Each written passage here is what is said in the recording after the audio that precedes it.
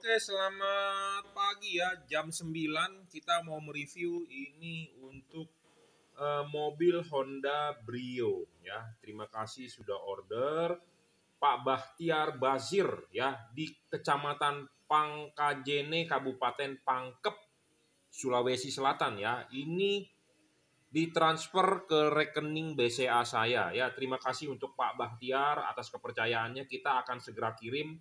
Kita setting dulu, kita kalibrasi ya. Akan kita kirim menggunakan JNT. Jadi buat Anda yang masih ragu, ya Anda bisa order langsung sih sebenarnya di Bukalapak, Tokopedia, Shopee atau Lazada. It's okay. Bebas. Yang menurut Anda nyaman aja ya. Saya tidak pernah memaksa Anda untuk transfer ke BCA. Anda mau di online shop bebas ya. Yang penting adalah jangan lupa kirimkan foto depan mobilnya. Kenapa? Saya butuh untuk men-setting atau mengkalibrasi. Jadi ini diorder untuk Honda Brio 2022 ya, yang headlampnya sipit, jadi mobil terbaru. Ya, mobil terbaru untuk Honda Brio. Ini adalah bohlam H4 double cooper PCB 45 watt ya. Keunggulan dari bohlam ini adalah satu, cenderung lebih sangat awet sih, bukan lebih awet dibandingkan tipe JL55 ya. JL55 saya punya, wattnya memang lebih besar tetapi lebih banyak istilahnya problem ya dibandingkan tipe ini karena ada permasalahan di pendinginan. Dan pemasangan LED ini PNP ya, tanpa perlu Anda robek atau Anda bobok karet lampunya. Oke. Ini adalah produk dari Juragan Lampu Jungki Wenas. Anda akan mendapatkan kardus seperti ini. Barang ini bergaransi ya. Jika ada rusak silakan komplain, kita akan tukarkan yang baru. Tetapi dalam arti adalah kerusakan karena kesalahan dari pabrik, bukan Anda kesalahan yang Anda buat yang menyebabkan LED ini rusak. Ya, kalau seperti itu garansi tidak berlaku. Produk ini mereknya adalah Juragan Lampu, produk dari kita, Jungki Wenas Juragan Lampu. Hati-hati buat Anda yang beli di online, banyak sekali yang mengatasnamakan Juragan Lampu atau Jungki Wenas dengan judul JL55, JL3. Hati-hati produk palsu, sekali lagi saya ingatkan, karena banyak yang ingin numpang tenar atau ingin numpang jualan membawa nama Juragan Lampu, padahal produknya bukan punya Juragan Lampu. Ya, seperti itu. Bohlam ini maksimal 45 watt. Tipenya adalah double cooper PCB upgrade. Versi bohlam ini sudah di-upgrade dari versi lama yang XHP 50 second generation. Apa yang di-upgrade adalah 1 wattnya menjadi 45. Yang versi lama cuma 30 watt. Ya, drivernya juga sudah di-upgrade supaya wattnya lebih besar, dia bisa mendrive putaran kipas lebih cepat. Chip dari LED ini juga sudah di-upgrade menjadi chip otomotif. Yang versi lama menggunakan chip XHP 50 second generation. Apa sih keunggulan chip otomotif ini dibandingkan XHP 50? Karena ya, ini adalah bohlam original halogen mobil Anda. Ini kalau Anda pecahkan, dalamnya seperti ini. Anda bisa lihat filamen ini memanjang. Ya, makanya kenapa kita upgrade bagian low beam ini menjadi chip memanjang, bukan chip melebar. Karena XHP 50 itu chipnya melebar, bujur sangkar. Nah, chip yang melebar itu menyebabkan glare-nya banyak. Jadi menyebabkan silau di lawan arah. Ya, glare-nya banyak, silau di lawan arah. Jadi fokusnya kurang oke. Nah, sedangkan LED ini saya akan menjamin fokusnya sangat baik. Ya, cut off sempurna karena kenapa? Ini anatomi sama seperti halogen. Ada payungnya. Nah, payungnya ini adalah kunci penting di LED ini untuk kita bisa kalibrasi. Nah, payungnya ini kita bisa buka. Ya, kita bisa buka menggunakan baut. Nah, inilah yang disetting dan inilah yang dikalibrasi. Ya, makanya buat Anda yang sudah order untuk mobil apapun, kirimkan foto depan mobilnya supaya kita bisa men-setting dan kalibrasi. Ya, ini payung kita sudah banyak mengumpulkan karena saya mempunyai stok payung ini banyak banget. Makanya untuk Anda yang sudah order, kirimkan foto depan mobilnya untuk mobil apa. Ya, kita mempunyai stok untuk Innova, Avanza, mobil-mobil sejuta umat yang ada di Indonesia. Nah, kita sebelum kita kirim, kita akan setting, akan kita kalibrasi. Nah, ini payung kunci pentingnya. Kenapa? Karena ini adalah harus 1:1 dengan halogen. Kalau tidak 1:1, outputnya tidak akan bagus, tidak akan sempurna, tidak akan perfect. Ya, karena kunci utamanya adalah di payung ini. Ya, payung ini adalah bagian paling penting untuk membentuk cut off. Nah, apa yang dikerjakan di sini ya kita tekuk ulang, kita papas ulang, kita kikir ulang supaya kenapa? supaya ya polanya ini bisa menyesuaikan pola di reflektor mobil Anda. Ya, supaya bisa menyesuaikan pola di reflektor mobil Anda. Ini adalah reflektor mobil Anda, ya. Di sini itu ada pola. Nah, sama seperti Honda Brio tersebut juga ada pola. Makanya saya sudah order, tolong kirimkan foto depan mobilnya supaya kenapa kita bisa setting. Nah, ini adalah ada pola di Honda Brio, ya. Nah, ini polanya nih. Nah, ya. Ini ada garis pola. Tiap-tiap mobil ada garis pola dan ini membentuk sudut. Nah, sudutnya ini itu adalah bukaan dari payung. Nah, bukan dari payung itu ada hubungan dengan arah putaran 11.45, 11 jam 12. Ya. Kalau ini di gambar Anda kurang jelas, tapi kita terjemahkan langsung saja di sini. Jadi ini ada garis pola. Garis begini dan garis begini dan ini membentuk sudut. Sudutnya ini adalah hubungan dengan putaran. Ya. Nah, makanya itu penting, ya. Banyak orang tidak paham, banyak orang yang nggak mengerti. Ya, Anda beli barang sampai tinggal pasang, ikuti saja panduan saya. Makanya Anda sudah order barang ini, LED ini, Anda selesai masang, fotokan. Fotokan. Jangan sampai salah. Nah, ini contohnya customer saya semalam, dia WA saya dan ini pemasangannya salah. Kurang, ya.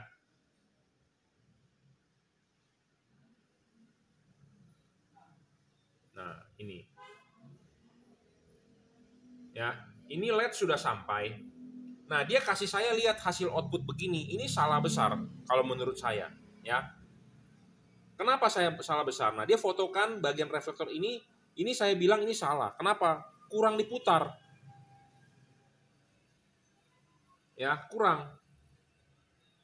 Ya, hasilnya salah. Nah, makanya kita tunjukkan, kita screenshot, kita kasih bilang putar lagi ke sini. Nah, saya sudah meminta tetapi belum dikirimkan hasilnya di temboknya lagi.